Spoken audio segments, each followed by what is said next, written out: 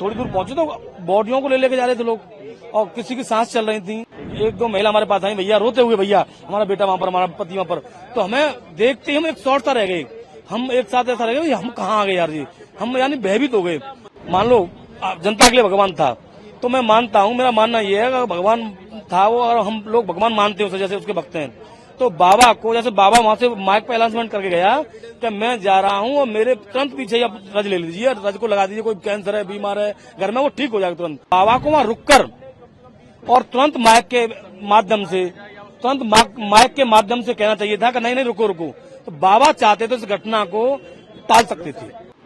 घटना के समय थे, मैंने कहा हाँ हम घटना के समय थे, हम उधर से आ रहे थे एटा से, तो हमें जैसे वहां पर गाड़ी रोकी, हमने देखा भगदड़ हो रही थी, चीख पुकार, जैसे एक युद्ध होता है ना उस तरह से हो रही थी चीख पुकार। हमने, मैं और मेरा भाई था साथ में मुकेश पहलवान, हमने गाड़ी रोककर और हमने साइड में लगाई। हम जैसे गए, जैसे थोड़ी दूर पहुंचे तो बॉडियों को ले लेके जा रहे थे लोग और किसी की सांस चल रही थी, कुछ ऐसी बात नहीं, सारी बॉडी थी, सांस चल रही थी, सांस थी तो अपने जिनके उनके पास जो अपनी प्राइवेट वैन, गाड़ी, बोलेरो जो भी थी उनमें रख रहे थे। एक दो महिला हमारे पास आई, भैया रोते हुए, भैया हमारा बेटा वहां पर, हमारा पति वहां पर।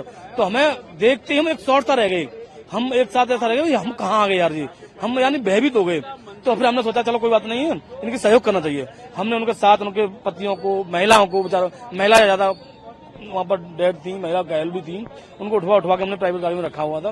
प्रशासन भी लगा हुआ था वहां पर, पुलिस के लोग भी लगे हुए थे। एक सिकंदर राव के वो हैं कि वहां पर एसडीएम थे, वो भी अपनी हाथ में उठा के बॉडी में वो भी लगे हुए थे। तो हमने भी अपनी बॉडी उठाई और रखवाई, भिजवाई वहां पर, ये जाके हमने देखा। बॉडीज आपने भिजवाई, कितने लोगों को इंजर्ड हुए थे उनको भिजवाई? कम से कम मैंने 15 से 20 लोगों को मैंने उठवा के रखवाया बॉडियों को, और 10-15 घायलों को मैंने रखवाया उनको, वो अपने प्राइवेट वाहनों में ले गए। और एसडीएम साहब ने भी हमारा धन्यवाद किया, पहलवान जी आप बहुत अच्छा कर रहे हो, करवाओ पहलवान जी। तो हमने वहां पर, उन्होंने मैंने कहा आप कहाँ से हैं, कि मैं एसडीएम सिकंदर राव हूँ, भैया आप हेल्प कीजिए प्लीज। वो बिल्कुल वो भी वैसे माहौल में थे एसडीएम साहब, वो भी अपनी बॉडी उठा के रख रहे थे। तो हमने भी, अधिकारी लोग लग रहे हैं, हम भी लगे हुए थे। पर बाबा की वहाँ पिंक जो थी ना आर्मी वगैरह, उस समय वहाँ कोई नहीं था।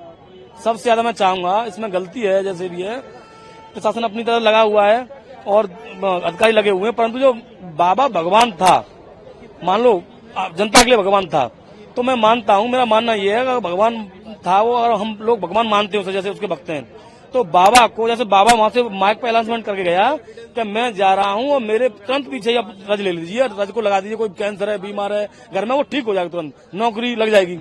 तो मेरा मानना ये है कि जैसे बाबा वहां से गई, तो बाबा जैसे निकले यहाँ से और 10-15 कदम निकले होंगे, तब तक ही वो भीड़ भगदड़ में दब कुचल के मरने लगे। तो बाबा को वहां रुककर और तुरंत माइक के माध्यम से कहना चाहिए था कि नहीं नहीं रुको रुको, तो बाबा चाहते तो इस घटना को टाल सकते थे। अच्छा, आप एक बहुत इम्पोर्टेंट बात बता, जी, जो बाबा की आर्मी है, जी, वो प्राइवेट सिक्योरिटी गार्ड, जी, वो वहाँ पर बिल्कुल नजर नहीं आए, उस समय नहीं नजर आई, किसी की मदद नहीं करी, जी नहीं करी। उस समय घटना घट गई, उस समय नहीं थे, उससे पहले चलेगी बाबा की आर्मी टोटल।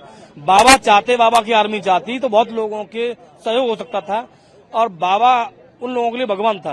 तो बाबा की बात सब मानते, जो भी भीड़ भाड़ में जल्दी थी, उनको एक इस प्रकार थी कि मैं लूं पहले, मैं के चक्कर में, पहले रज लेने के चक्कर में एक दूसरे के ऊपर दबते गए, चढ़ते गए। बाबा चाहता तो इस घटना को रोक सकते थे।